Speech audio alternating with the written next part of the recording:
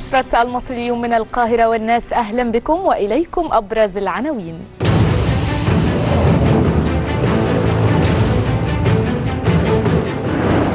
السيسي يفتتح منتدى إفريقيا 2016. إثيوبيا: سد النهضة لن يضر مصر وهدفنا إنتاج الكهرباء. عاصفة كرامة الأطباء تجتاح المحافظات. الداخلية: تيمور السبكي هارب من تنفيذ أحكام قضائية. المغرب: لا جدوى من إقامة القمة العربية. الاتحاد الأوروبي يؤيد بقاء بريطانيا ضمن الكتلة الأوروبية. لبنان بعد قطع المساعدات السعودية قرار سيء. بعد التعادل النني يواجه المحمدي من جديد. ومحمد أمين يكتب صعبان علي يا سيسي.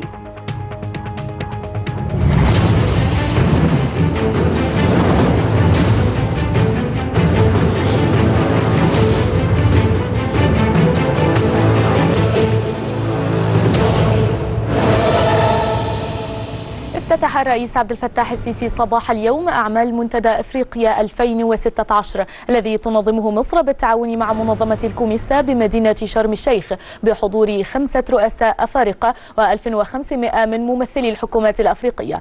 واستعرض الرئيس الدور المصري كمساهم رئيسي في عملية التنمية بالقارة الأفريقية، مؤكدا أن حجم استثمارات مصر في القارة 8 مليارات دولار. وإنه لمن دواعي فخرنا ما حققناه ونحققه في مصر على صعيد تفعيل مبادئ التعاون والتكامل الإفريقي، حيث سارعت الشركات المصرية إلى الاستثمار في الأسواق الإفريقية، حتى بلغ حجم استثماراتنا في دول القارة أكثر من 8 مليارات دولار، ساهمت في خلق عشرات الآلاف من فرص العمل، خاصة في قطاعات التشييد والبنية التحتية والطاقة والتعدين والزراعة والاتصالات وتكنولوجيا المعلومات. كما وصل حجم تجارتنا مع أشقائنا الأفارقة إلى 5 مليارات دولار، ونستهدف مضاعفته خلال الأعوام ال5 القادمة، ونأمل في أن تصب تلك الجهود بفاعلية لصالح مضاعفة التجارة الإفريقية البينية التي لا تمثل حتى الآن سوى 12% فقط من حجم تجارة القارة مع العالم، وهو ما لا يتناسب مع مقومات التكامل والإمكانيات الاقتصادية فيما بين دولنا الإفريقية. وأكد أن مصر حرصت منذ طرح فكرة عقد المنتدى على أن يكون ملتقى لممثلي الحكومات والقطاع الخاص بهدف تدفق رؤوس الأموال للتنمية من خلال المناطق الصناعية واللوجستية في منطقة قناة السويس، وإنشاء الطريق البري الذي يربط مدينة القاهرة بمدينة كيب تاون بجنوب إفريقيا. كما نتطلع إلى استكمال إنشاء الطريق البري الذي يربط مدينة القاهرة بمدينة كيب تاون، مرورا بعدد من العواصم الإفريقية، وكذا مشروع الخط الملاحي بين بحيرة فيكتوريا والبحر المتوسط، وهي مشروعات تستهدف تحديث البنية التحتية لشبكات النقل والمواصلات لخدمة أهداف التكامل الاقتصادي والتنمية في القارة الإفريقية. السيدات والسادة، وفي هذا الإطار واتصالا بأجندة 2063 التي قمنا بإقرارها جميعا كرؤية إفريقية لتحقيق التنمية الشاملة، جاءت دعوتنا لعقد هذا المنتدى لدفع التجارة والاستثمار في قارتنا بما يعزز من وضعية أفريقيا في الاقتصاد العالمي. فالمنتدى لا يستهدف فقط تعريفكم وتعريف مجتمع الأعمال العالمي بالفرص الاستثمارية التي تزخر بها القارة الإفريقية وما تملكه من سوق ضخمة وإمكانيات هائلة وقوة بشرية شابة، وإنما يهدف أيضا إلى فتح قنوات مباشرة وفعالة للتواصل والتعاون فيما بين ممثلي مجتمع الأعمال الإفريقي ونظرائهم في العالم. وعليه فقد حرصت مصر عند طرح فكرة عقد المنتدى على أن يكون بمثابة ملتقى لممثلي الحكومات والقطاع الخاص وأصحاب المصالح من داخل القارة وخارجها. وأشاد رئيس البنك الأفريقي للتنمية أكينومي أتسينا بتجربة مصر وإنجازها للعديد من المشروعات التنموية، وأن البنك سيقدم لمصر $1.5 مليار تمويلا جديدا. ولمزيد من التفاصيل معنا على الهاتف من شرم الشيخ أستاذ محمد عبد العاطي نائب رئيس القسم الاقتصادي بالمصري اليوم. أهلا بك أستاذ محمد. اهلا بحضرتك، مساء الخير. مساء النور. استاذ محمد، اهم وابرز الاتفاقيات اللي وقعت خلال فعاليات منتدى افريقيا؟ المنتدى النهارده يمكن الاول من نوعه اللي بتستضيفه مصر بالشق الاقتصادي بعد الدخول في تكتلات اقتصاديه على راسها الكوميسا. المؤتمر يمكن ما كانش فلسفه المؤتمر بتتطرق لتوقيع اتفاقيات على غرار شرم الشيخ او مؤتمر الاقتصادي في شرم الشيخ. المؤتمر اليوم شهد توقيع مذكرات تفاهم تتعلق بتعاون هيئات الاستثمار المصريه، هيئه الاستثمار المصريه مع عدد من الوكالات المعنيه بالترويج للاستثمار في الدول الافريقيه، منها الجابون وموريشيوس. كان شهد اليوم الاول للمنتدى لقاءات ثنائيه ما بين القطاع الخاص المعني بهذا المنتدى.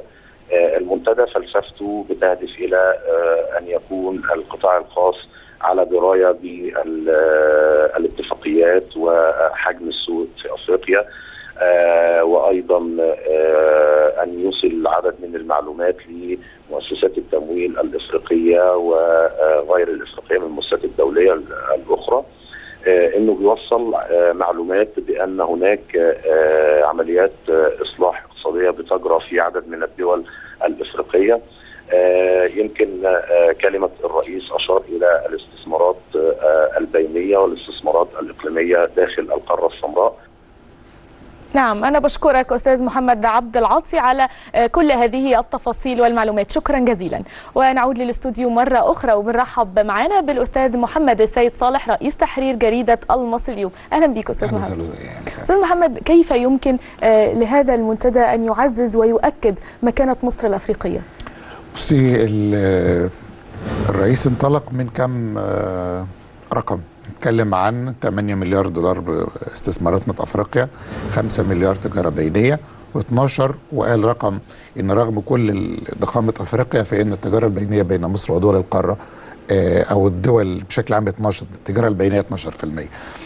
الاتجاه خلي بالك فيه كم لقطه كده في تعزيز، ردا على سؤالك، تعزيز دور مصر في افريقيا. احنا بقى لنا تقريبا سنه بالظبط عن شرم الشيخ، اتكلمنا كتير قوي، كان في مليارات مئات المليارات، لو يعني كان رقم مخيف لان كل شويه المليارات تزيد والاستثمارات تقريبا لم يتحقق شيء.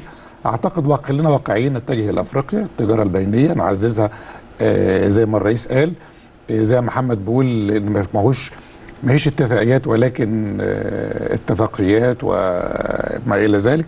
المهم ان احنا في افريقيا الدول ما بقتش زي زمان. في دول من اللي كانت موجوده النهارده واللي كان رؤساء موجوده مستوى الدخل زاد، دي واحده. ما بقتش افريقيا بتاعت زمان ان انا هابعت شويه اذاعات موجهه من ايام عبد الناصر وهعمل شويه مبعوثين وهعمل شركه النصر وفروع ويبقى يعني امن قومي لمصر ان هي متواجده في افريقيا، ان انا اعمل استثمارات. الامور اختلفت، الدول بقت قويه، الاستثمارات الصينيه والاوروبيه سبقتنا بمراحل، فلا بد ان نعي ذلك جيدا واحنا نتعامل مع افريقيا. اعتقد ان صانع القرار في مصر يعرف ذلك، لدينا من الالميه تاتي من هناك. الطريق المشروع اللي الرئيس اشار اليه كان رائع جدا، موضوع وهي افكار هي اقرب الى الفلسفه والى الرؤيه الاستراتيجيه اللي سمعتها من اكثر من مفكر. كان الدكتور عبد المنعم سعيد اتكلم عنها، عدد من الناس المحترمين اللي هي القاهره كيب تاون.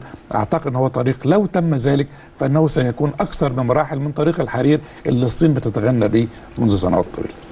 الرئيس عبد الفتاح السيسي عقد قمة ثلاثية مع الرئيس السوداني عمر البشير ورئيس الوزراء الإثيوبي هيلا مريم ديسالين على هامش فعاليات منتدى إفريقيا. وقال وزير الدولة للشؤون الخارجية الإثيوبية أن ديسالين أوضح موقف إثيوبيا الرافض لإيذاء الشعب المصري بشأن سد النهضة الذي يهدف فقط لإنتاج الكهرباء عن طريق تشغيل التوربينات.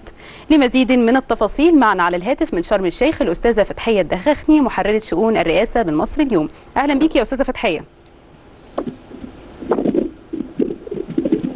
اهلا بيك يا استاذه فتحيه. الو، مساء الخير، ازيك؟ مساء النور يا فندم. استاذه فتحيه، ممكن تقولي لنا كانت ايه ابرز لقاءات الرئيس عبد الفتاح السيسي اليوم على هامش فعاليات المنتدى؟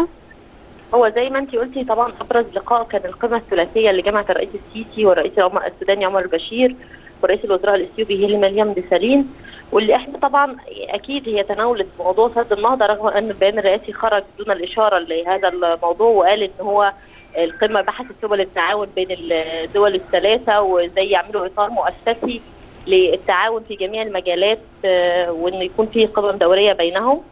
لكن بالتاكيد كان سد النهضه احد الموضوعات الرئيسيه على جدول اعمال القمه، حتى وان لم يصدر بيان رسمي بذلك يعني. طبعا من اللقاءات المهمه الاخرى اللي حصلت النهارده كان لقاءات الرئيس الثنائيه مع الرئيس النيجيري ومع رئيس غينيا الاستوائيه ومع رئيس البنك الافريقي ومع ممثل الكوميسا. طبعا جميع اللقاءات تناولت سبل دعم التنميه في افريقيا والتاكيد على ان مصر تتجه نحو افريقيا وضروره التعاون بين الدول الافريقيه لتحقيق مزيد من التنميه والرخاء الاقتصادي في جميع المجالات. وطبعا موضوع اللقاء مع البنك الافريقي تناول القروض اللي بيقدمها البنك لمصر، وخاصه القرض اللي اعلنه النهارده $1.5 مليار للمشاركه في بناء العاصمه الاداريه الجديده. نعم، بشكرك شكرا جزيلا الاستاذه فتحيه الدخاخني محرره شؤون الرئاسه بالمصري اليوم. عوده ليك مره اخرى استاذ محمد، وايه تعليقك على هذه التصريحات، وهل بالفعل مصر لن تتاثر ببناء سد النهضه؟ لا، هنتاثر طبعا ردا على الجزء الثاني من سؤالك، ولكن خليني اقول لك الجزء الاول مهم جدا. ليه؟ الاثيوبيين اللي جم شرم الشيخ اكثر شفافيه من المتحدث الرئاسي السفير علاء يوسف. ليه؟ ديسالين نفسه ووزير الدوله للشؤون الخارجيه، ديسالين ده طلع قال الكلام قدام كل الناس على الهوا ان احنا مستمرين وامن مصر المائي ومشروعاتنا لانتاج الكهرباء. قالوا بالتفصيل وزير الدوله للشؤون الخارجيه لزميلتنا فتحيه الدخاخني ونزل عندنا في المصري بالصيغه اللي انت قريتيها بالظبط. يطلع المتحدث الرئاسي والبيان الرئاسي عقب احنا كلنا متعطشين، دوري على منشطات الصحف في كل اسبوع اللي فات، كل يوم طبعه ولا طبعه ثانيه مواقع، هيبقى في قمه ثلاثيه قمه ثلاثيه. اما يطلع البيان زي ما بيتقال كده ان القمه الثلاثيه العلاقات لا تقتصر على المياه فقط، ده الصيغه بالظبط اللي اتقالت، وان العلاقات مستمره. انا متعطش ان انا وصلت لايه؟ هدي الراي العام، قول ان ايه وصلت لايه. الناس بتكسب وقت وبتكسب وبتبني على الارض، وانت قاعد برئيس الدوله كله قاعد، فانت قول بيان حتى احترم عقليه الناس. خليك اطلع وزير الخارجيه يتكلم، متحدث الرئاسي قول كلام عميق وقوي يرضي الناس. الاقي منشط تكتبه، الاقي حد الناس قاعده على القهوه في الشارع تلاقي كلام تقوله مقنع ان الجهاز السيادي المصري شغال، رئيس الجمهوريه شغال، اشتغل بنفس القدر. يا انت متحدث رئاسي يا انت وزير خارجيه، لكل الاجهزه تشتغل زي. أعلنت شركة أوراسكوم للإسكان التعاوني تجميد استثماراتها في إثيوبيا تضامنا مع الموقف المصري بسبب أزمة سد النهضة. وقال رئيس الشركة سميح ساويرس على هامش منتدى إفريقيا بشرم الشيخ إن إثيوبيا كانت منحته أراضي تصل مساحتها إلى 4 ملايين متر مربع لإقامة مشروعات للإسكان التعاوني في إثيوبيا باستثمارات تصل إلى $500 مليون. أستاذ محمد، يعني ما زلنا بنتحدث عن أزمة السد، رأيك إيه في موقف الشركة بتجميد استثماراتها في إثيوبيا؟ هو الكلام محسوب على يعني نقل وكالة ألف نقلته على الأستاذ سميح ساويرس رئيس مجلس إدارة الشركة، وكان عندنا زميلنا محمد عبد العاطي قال هو بيقول لما سألوا إن هو تبطيء، يعني بين كوتيشن كده الترجمة مش تجميد. الوكالة قالت تجميد، هو قال يعني تبطيء، يعني هو ياخد خطوة مماطلة، يعني خطوة نظام كده، نقطة نظام لغاية ما يشوف الدنيا رايحة فين. اعتقد ان هذه بدايه. اما اوراسكوم بجلاله قدرها تتكلم والرئيس بيتكلم عن 8 مليار، اعتقد نسبه منهم عاليه في اثيوبيا، دوله فيها تنميه وفيها سد النهضه وفيها مشروعات كهرباء ومياه وزراعه ما الى ذلك. موضوع مؤثر. الحديث عن الاستثمارات الاجنبيه في دول بتنمو ودول كان فيها مشاكل سياسيه زي اثيوبيا مهم جدا. التلويح بيه مهم جدا. احنا قدرنا في فتره من سنتين نعطل، يعني مش عارف يعني في نجاحنا من سنتين ان احنا نعطل بشكل ما تمويل سد النهضه كله. احنا وصلنا فين ده؟ تراجعنا للخلف شويه، ولكن عايز اقول لك رئيس وزراء اثيوبيا السابق كان احد تصعيده ضد مصر مجرد ان مصر، وده كلام من الخارجيه وكلام من الاجهزه السياديه المصريه، ان بعض الشركات المصريه رجعت في كلامها عن استيراد صفقات لحوم من اثيوبيا، وقال لك اللحوم فيها ميكروبات وفيها مش عارف ايه، فانعكس الراي الداخلي الاثيوبي من سد النهضه ومصر بعد افشال جهات ما بين هلالين لهذه الصفقات. اعتقد ان التلويح بهذا مهم، ولكن لابد ان يبقى فيه قاعده كده سياديه، هنعمل زي اوراسكوم ولا اوراسكوم غلطان. القرار مش عندي، ولكن التلويح بالمساعدات ورقه مهمه جدا. نظمت النقابة العامة للأطباء اليوم وقفات احتجاجية بجميع المستشفيات الحكومية على مستوى الجمهورية تحت شعار يوم الكرامة، تنفيذا لقرارات الجمعية العمومية الطارئة التي انعقدت الأسبوع الماضي، احتجاجا على عدم محاسبة أمناء الشرطة المعتدين على أطباء مستشفى المطرية وعدم تأمين المستشفيات بصورة فعالة. لمزيد من التفاصيل معنا على الهاتف الدكتور خالد مجاهد المتحدث باسم وزارة الصحة. أهلا بك يا دكتور. مساء الخير يا فندم. مساء النور. دكتور خالد، هل أثرت وقفات الأطباء اليوم على سير العمل داخل المستشفيات؟ والله يا فندم، هو احنا كان هدفنا الرئيسي كوزاره الصحه انه يمكن السيد الوزير كان يعني امبارح اصدرنا توجيهات وناشد للاطباء لتقديم كافه الخدمات الطبيه بجميع مستشفيات وزاره الصحه اثناء الوقفه الاحتجاجيه التي دعت لها نقابه الاطباء اليوم. وكان تم ارسال خطابات للساده مديري المديريات على مستوى الجمهوريه لمتابعه سير العمل اعلاء لمصلحه المريض، وهذا بالفعل هو ما حدث الحمد لله. ومن خلال غرفه الازمات ومتابعه سير العمل على مستوى مستشفيات الجمهوريه لم يبلغنا ان هناك اي تقصير تجاه اي مريض في اي من المستشفيات. نعم، بشكرك شكرا جزيلا دكتور خالد مجاهد المتحدث باسم وزارة الصحة.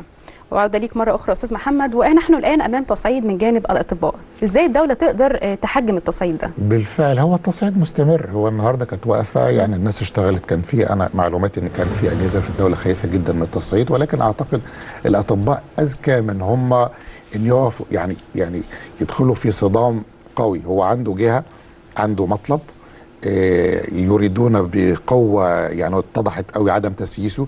هناك جهات بين هلين عايزة تسيسه، لا النقابة النقيب والوكيلة واعيين جدا ان هم ما يسيسوش. ولكن اعتقد الجانب الاخر ان تعاون الدولة متأخر، ولو تعاملت الدولة مثل ما تعاملت مع الامناء، يعني هي دي امين شرطة هنا وهنا امين شرطة هنا، لو تعاملت الدولة بقوة وبفاعلية وبسرعه مثل ما تعاملت مع الضرب الاحمر كانت الدنيا هديت شويه. واحنا كاننا آفة مبارك بترجع تاني، يعني انا بحذر منتظرين تدخل الرئيس اللي اتدخل، الرئيس اللي قعد مع وزير الداخليه، الرئيس اللي اشتغل. فين الاجهزه؟ فين رئيس الوزراء؟ فين وزير الصحه؟ وزير الصحه طلع بعد 3 ايام انتشر على الفضائيات كلها عشان مش عارف ايه، كانه بيشوه صوره الاطباء اللي هم زمايله. لكن كان اولى ان هو يتحل وفق القانون، في قانون يسري على الطبيب ويسري على امين الشرطه من الاول. البرلمان الإيطالي طالب الوفد البرلماني المصري خلال اللقاء الذي جمع الطرفين بمدينة تيرانا بألبانيا بضرورة توفير معلومات شفافة حول واقعة مقتل الشاب الإيطالي جوليو ريجيني في القاهرة، فيما أكد الوفد المصري عدم تبنيه موقف وزارة الداخلية وسعيه لإظهار كل الحقائق المتعلقة بتلك الحادثة. أستاذ محمد، يعني في رأيك تلاحظ أو ترى أن ليس هناك ثقة من الجانب الإيطالي في التحقيقات المصرية بشأن الواقعة؟ هو سؤالك صح، وهو ده فعلا هو ده يعني الخبر بيقول كده والأيام اللي فاتت بيقول كده. كل المعلومات التي تنشرها صحافة غربية أقول لك بصراحة 70% بتكون موجودة عندي قبلها بيوم، ولدقة المعلومات، وعارف ان انا مصري، وعارف ان انا في قانون، وعارف ان الموضوع ممكن تداعيات، وانا جورنال مصري هيتنقل عني، فما بنشرهاش. قالها منشوره تاني يوم، ممكن اخدها مترجمه واحيانا ما اخدهاش. انما انا بقول لك مفروض انا لو من اي جهه سياديه في رئيس الجمهوريه، رئيس مجلس الوزراء، وزير الداخليه، لا ما تحملش وزر واحد صغير. قول، خليك شفاف. الموضوع انا شايفه كانه كره تلج بتزيد. ليه ما يكونش خالد سعيد؟ يعني خلينا يعني انا يعني وخالد سعيد ممكن يبقى ما نستهترش. الناس حست الخبر اللي قبل كده بتكلمك عن تعامل الناس في ضرب الاحمر.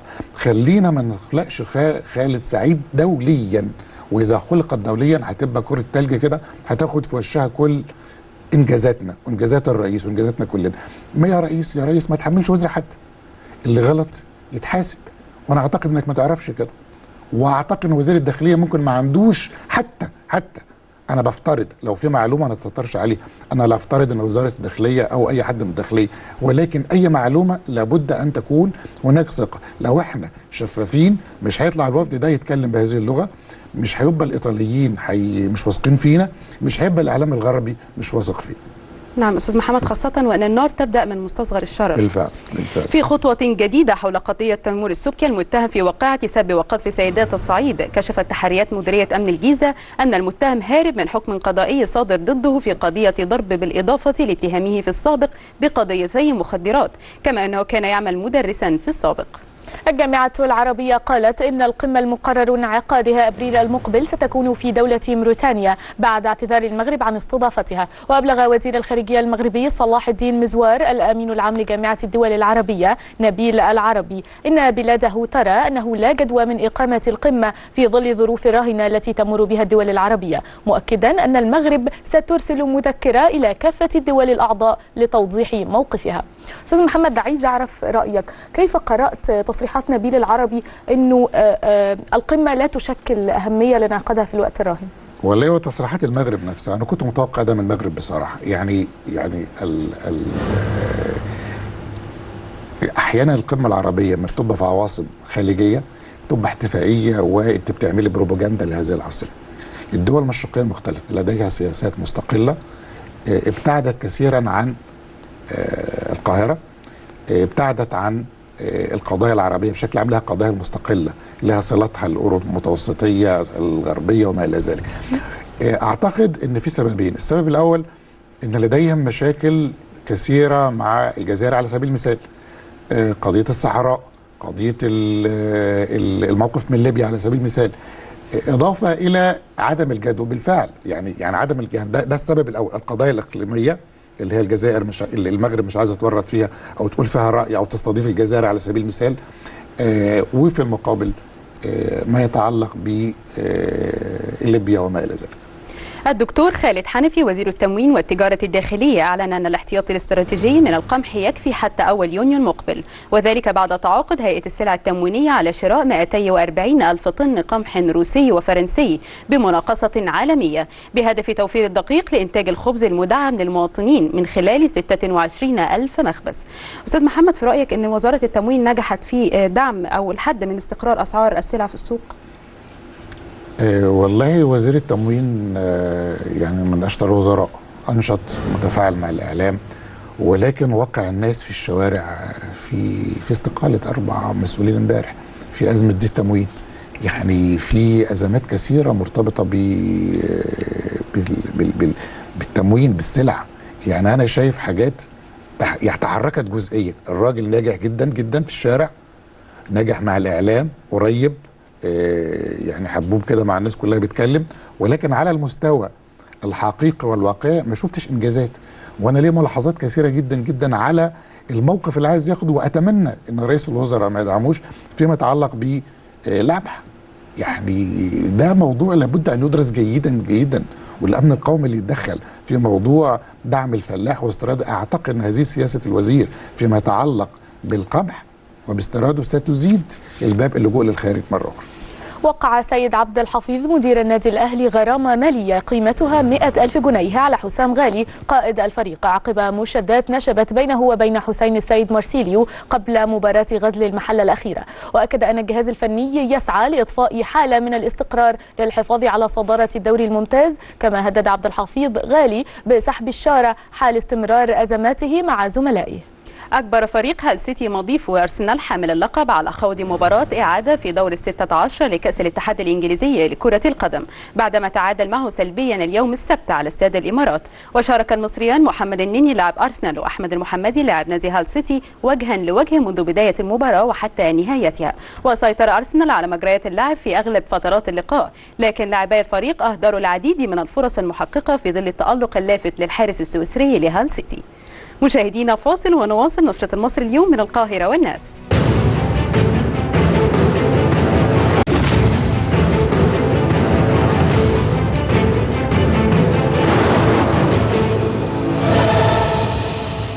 عودة مرة أخرى لنشرة المصري اليوم من القاهرة والناس. رئيس الوزراء البريطاني ديفيد كاميرون وصف الاتفاق الذي توصل إليه مع قادة دول الاتحاد الأوروبي أنه يمنح بلاده وضعا خاصا داخل الاتحاد. وأعلن كاميرون أن 23 من يونيو المقبل سيكون موعدا لاستفتاء تاريخي على عضوية بلاده في الاتحاد الأوروبي. وكان رئيس المجلس الأوروبي دونالد توسك قال إن زعماء دول الاتحاد أيدوا بالإجماع اتفاقا يسمح ببقاء بريطانيا. أستاذ محمد، كيف ترى هذا القرار ورأيك في تعليقات كاميرون؟ بصي، هي بريطانيا نجحت في الفترة الأخيرة في إن هي تستفيد من مميزات اللي هي المالية الاقتصادية للاتحاد الأوروبي وتنأب نفسها كثير من المشاكل. يعني الوضع الاستراتيجي كجزيرة مستقلة تستعيد تمد، يعني تأخذ ما تريد ولا وترفض ما تريد. ده حققته كويس حتى في الاتفاق الأخير ده، واعتقد ان هو يعتبر انتصار لحكومه المحافظين، وفي نفس الوقت انتصار للاتحاد الاوروبي اللي مش عايز يخسر دوله تانية بعد ازمه اليونان. ده انتصار للطرفين. وزير الداخلية اللبناني نهاد المشنوق وصف قرار السعودية بقطع المساعدات بالسيء، محذرا أن الآتي سيكون أسوأ.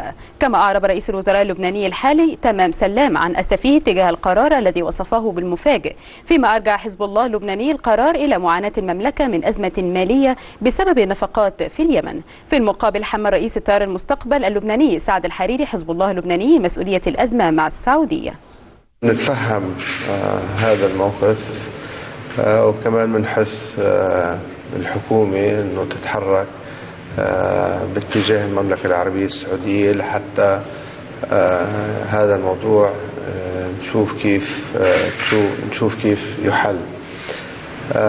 بهذا الموضوع ما في شك أنه المواقف اللي اتخذت بالجامعة العربية وبكل المنابر الدولية ضد المملكة العربية السعودية وخاصة بموضوع السفارة هو موقف غير عربي وموقف غير مفهوم.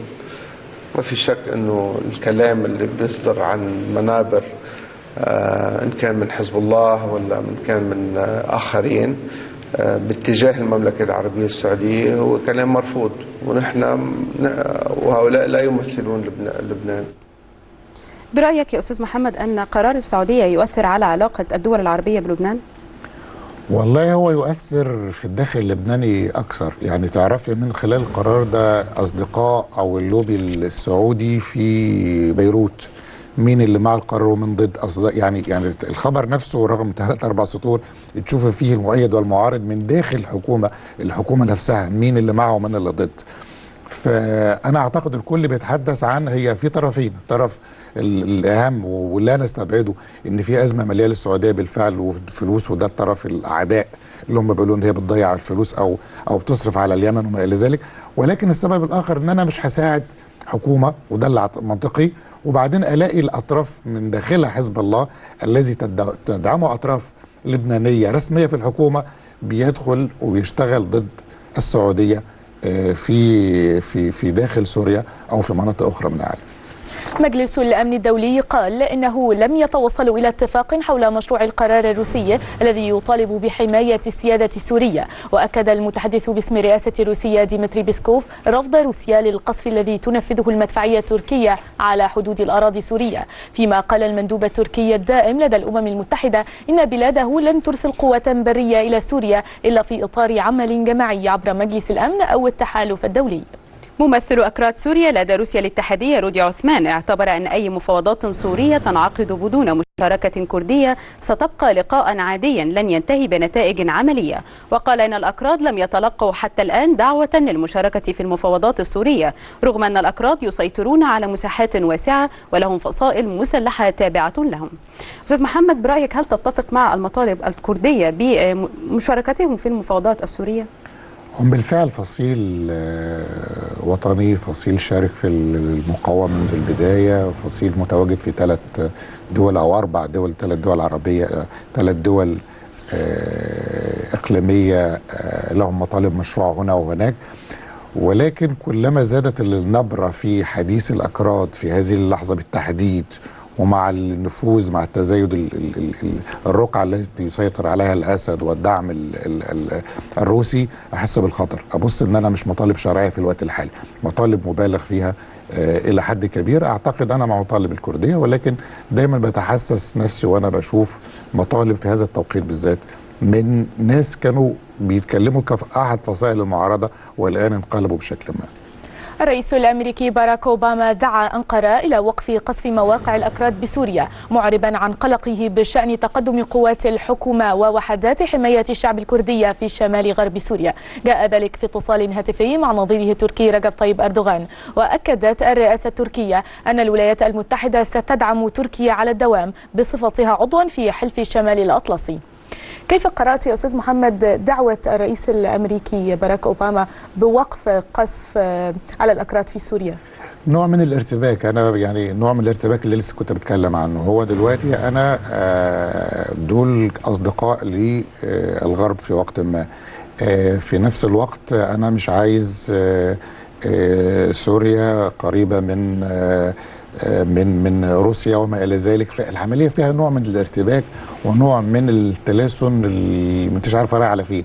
يعني انا مش عارف القضيه الكرديه وسط كل ده يطلع الاصوات الانفصاليه، يطلع المطالب بحقوق تاريخيه، يطلع بسقوط سايكوس بيكو ولا بد من تقسيم جديد للمنطقه. كل ده انا كأن فيه احنا بنتكلم في اخبار عبثيه، وفي الاخر واحد عنده الخريطه وبيرسمها لنا، وبعد سنتين نلاقيها بنقول يا اخوانا سايكوس بيكو انتهى، وفي حدود جديده للاكراد، حدود جديده للعرب، حدود جديده للسنه، حدود جديده للشيعه.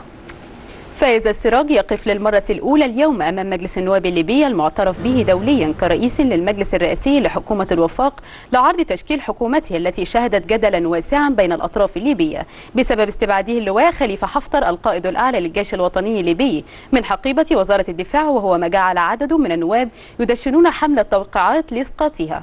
أستاذ محمد، برأيك ما أبرز الصعوبات التي سوف تواجه الحكومة الليبية الجديدة؟ والله سؤال صعب، السؤال صعب لسبب يعني الشفافية ضايعة جدا في القضية دي نفسها. الموقف حساس حتى لمصر نفسها. يعني نفسي أعرف، نفسي أجاوبك، ونفسي أسأل إجابتي تتحول إلى سؤال: ما هو الموقف من داعش، من حفتر في الوقت الحالي؟ هل أيدت مصر مثلا خروج حفتر في الوقت الحالي؟ هل نصحته بالخروج ولا كانت نصيحة إيطالية فرنسية مشتركة؟ احنا عايزين ايه؟ احنا بندعم الحكومه دي ولا بندعمهاش؟ هنؤيد الضربات اللي شغاله دي ولا لا؟ مش عايز اقول ان سؤال يعني قانونيا لا يسال الان، هل نشارك او نحن راضيين عن الضربات اللي موجوده الان؟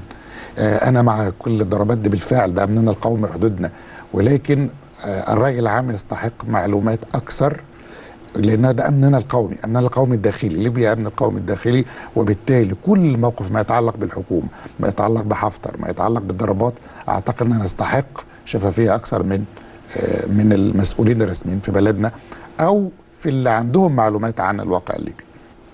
مسلحو القاعدة سيطروا على إحدى مديريات في محافظة أبين جنوبي اليمن، وقالت مصادر محلية أن مسلحي التنظيم سيطروا على المديرية بعد هجوم عنيف، ويشار إلى أن هذا الهجوم جاء بعد أسابيع قليلة من مقتل زعيم التنظيم في اليمن جلال بالعيدي إثر غارة أمريكية بطائرة دون طيار.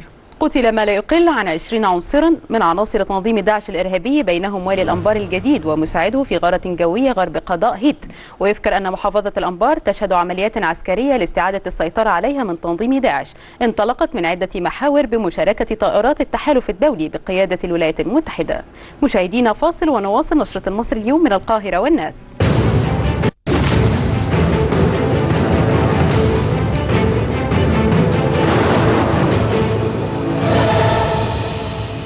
عودة مرة أخرى لنشرة المصري اليوم من القاهرة والناس.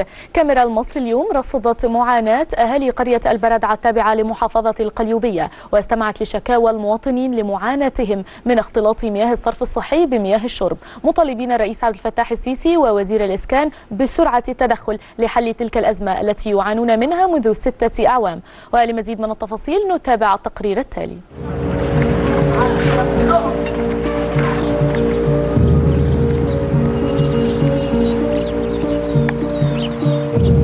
البردعة كلها عايمة على مية الصرف، والدنيا كلها عارفه الموضوع بتاع البرادعه وعارفه موضوع التيفود وعارفه المشكله اللي حصلت قبل كده بسبب ميه البرادعه وبسبب اختلاط ميه الصرف بميه الشرب. واتصلنا بالمسؤولين واتصلنا بالناس وجات الناس هنا يعني تعتبر بتدي مسكنات للمشكله. دلوقتي احنا بنصلح مثلا نيجي نصلح شارع ما بيقعدش اسبوع، ولو اكثر المده مثلا اسبوع 7 ايام 8 ايام ولا 10 ايام بالكتير قوي، وتلاقي الشارع برضو يضرب تاني. ومش انا لوحدي اللي شغال، يعني انا ممكن اصلح مثلا في 5 6 شوارع في اليوم.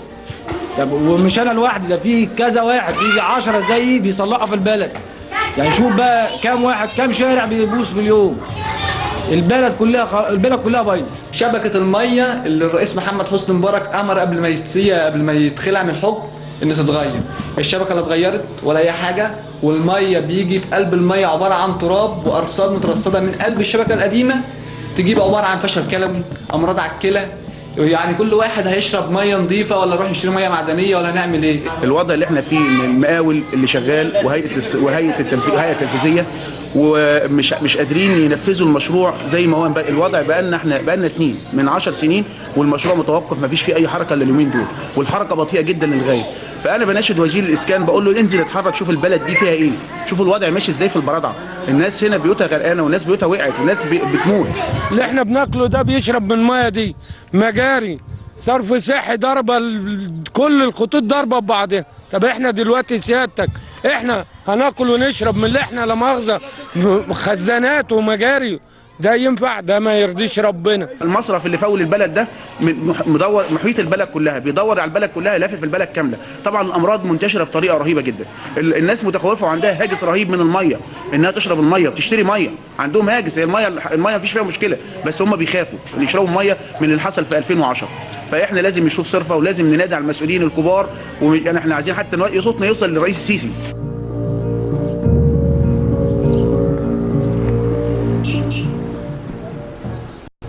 والآن موعدنا مع مقال اليوم من المصري اليوم.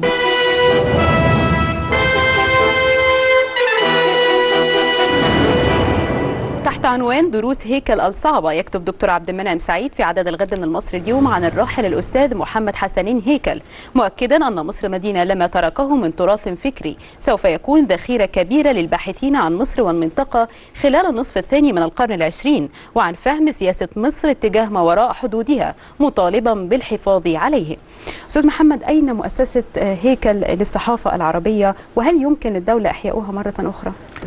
لا، الدولة هتاخد أي حاجة هتبقى حاجة روتينية، إنما خلينا أصدقاء هيكل. كثير من أصدقاء هيكل شغالين، كان ليها مجلس أمناء، كانت اشتغلت بالفعل، دربت ناس كويسين جدا، كانت اتخذت مقر، كان في محاولات ان هي تبدا في نقابه الصحفيين، وكان في مغالاه في الايجار فخد بره. واعتقد اعرف اصدقاء استفادوا كثيرا جدا جدا من دورات اللي مؤسسه هيكل عملتها من حوالي 5 6 سنين، وبعدين رجعت. انما لابد من احيائها، ودعوه لاحيائها عن طريق البرنامج وعن طريق اصدقاء، واعتقد في دعوات ثانيه لاحياء. بس انا بحيي دكتور عبد المنعم سعيد اللي بينطلق من يعني من فكريا مبتعد شويه عن الدكتور، عن الكاتب الراحل محمد حسين هيكل، ولكن بيحييه وبيدعو الى احياء تراثه. ناس كتير النهارده زي الكاتب الصحفي صلاح عيسى بيتكلم عن وثائق هيكل، الاستاذ مكرم محمد احمد بيتكلم عن تجاربه، الدكتور عمرو الشبكي بيتكلم بكره في كثير من المقالات التي تستحق الاشاده الان، ومش بتتكلمش عن هيكل الانسان، بتتكلم عن التجربه والخبره اللي المفروض نتعلمها احنا منها. وتحت عنوان صعبان علي يا سيسي، يكتب محمد أمين في عدد الغد من المصري اليوم متخوفا من الأحداث الأخيرة التي تمر بها البلاد والتي غطت على منتدى أفريقيا 2016 بشرم الشيخ. وسعى الرئيس عبد الفتاح السيسي ورئيس الوزراء لجلب الاستثمارات والنهوض بمصر، مشيرا إلى أن الطعنة التي وجهت لجهود وإنجازات السيسي ليست من الإخوان، لكنها من دولة الأمناء والتي أفسدت فرحة الشعب المصري وتهدد ثقة الشعب في إنجازات رئيسهم. أستاذ محمد، سؤالي عن الحوادث الأخيرة من أمناء الشرطة واللي دائما ما يقال عنها أنها تجاوزات فردية، هل يمكن أن تهدد هذه الحوادث شعبية الرئيس السيسي؟ والله أنا أجاوب عليك إجابة خارج السياق شوية. عمرو سليم بكرة رسم كاريكاتير شعبيه السيسي وعلى عمود كده، وأمناء الشرطه واحد منهم بيشد، فكأن العمود نازل كده بينحني، يعني الشعبيه بتنحني. ده إجابة على سؤالك. فعلا الشعبيه موجوده، ولكن كل شويه شويه اكثرها تجاوزات الشرطه وتجاوزات الامناء. ومش عايزين نتكلم نقول المره دي تضحيه الشهداء دول اولادنا، هم ركن اساسي من الدوله وركن اساسي من تضحيات، وكلنا بنتاثر باي حاجه بتحصل لجهاز الشرطه، ولكن لابد من اعمال القانون في هذه القضيه. لابد ان يعمل الرئيس القانون. اعتقد الموضوع تجاوز، يعني بقت موضوع مش يعني اللي الرئيس قاله امبارح بالتعديل او اول امبارح تعديل قانون، اعتقد ان هو حل كويس، ولكن اعتقد انه غير كافي في الوقت الحالي. لابد من تدخل سياسي يرضي الناس وتكون رساله قويه للجميع، حتى لو وصل الامر لاقاله وزير او مسؤول كبير. يعني حضرتك بتعتقد انه بالبلدي كده هذه التشريعات لن تشفي غليل الناس؟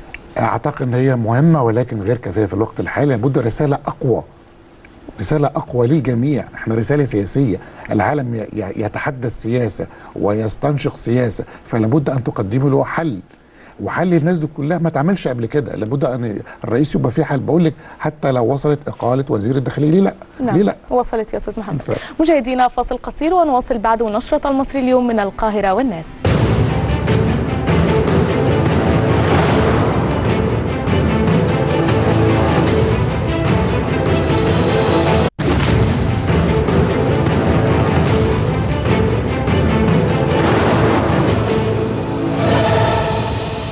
عودة لنشرة المصري اليوم من القاهرة والناس، والآن موعدنا مع صندوق الدنيا من المصري اليوم.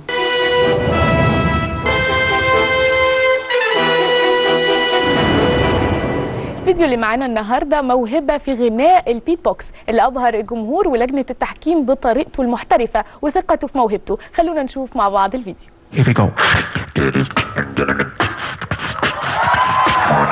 It's Neil. Here, man. Speedbox. Let's go.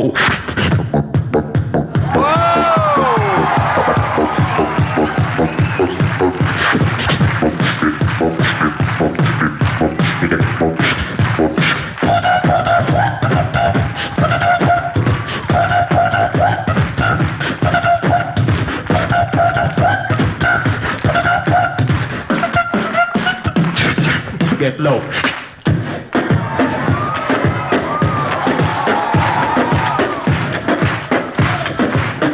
Ladies and gentlemen, I have 5 different sounds. Listen. 1.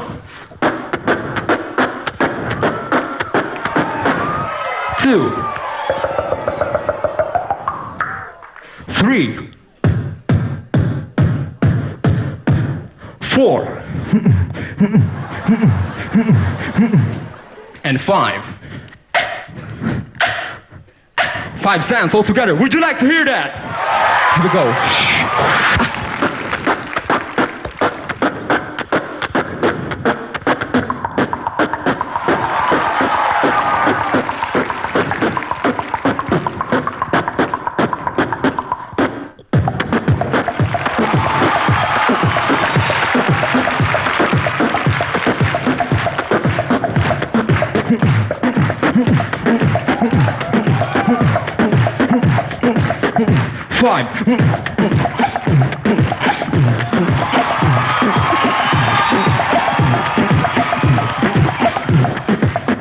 Thank you very much.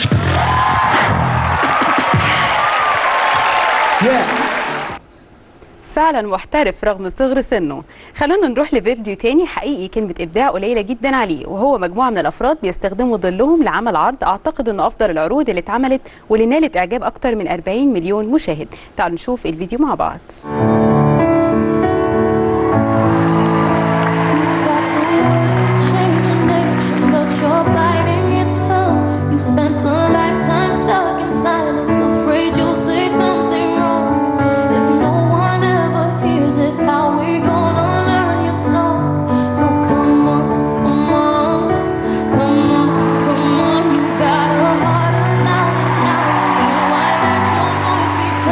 Baby, we're running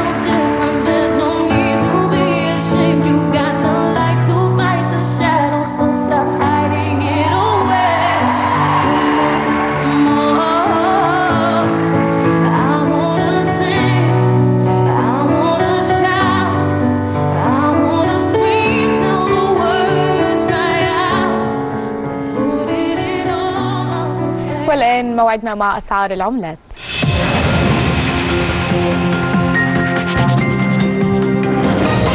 دولار أمريكي شراء 7.80 بيع 7.83، يورو 8.64 8.67، استرليني 11.20 11.24، ريال سعودي 2.7 2.8. أما الدرهم الإماراتي شراء 2.12 بيع 2.13. والآن مع حالة الطقس.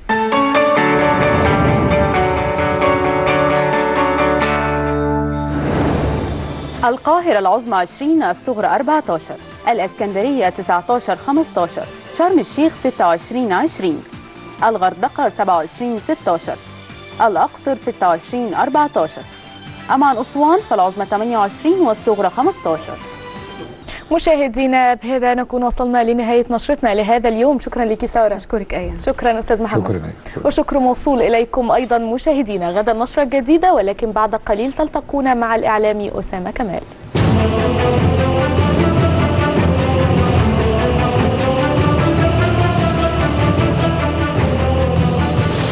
تابعتم في نشرة اليوم. السيسي يفتتح منتدى إفريقيا 2016. إثيوبيا سد النهضة لن يضر مصر وهدفنا إنتاج الكهرباء. عاصفة كرامة الأطباء تجتاح المحافظات. الداخلية تيمور السبكي هارب من تنفيذ أحكام قضائية. المغرب لا جدوى من إقامة القمة العربية. الاتحاد الأوروبي يؤيد بقاء بريطانيا ضمن الكتلة الأوروبية. لبنان بعد قطع المساعدات السعودية قرار سيء. بعد التعادل النني يواجه المحمدي من جديد. ومحمد أمين يكتب صعبان علي يا سيسي.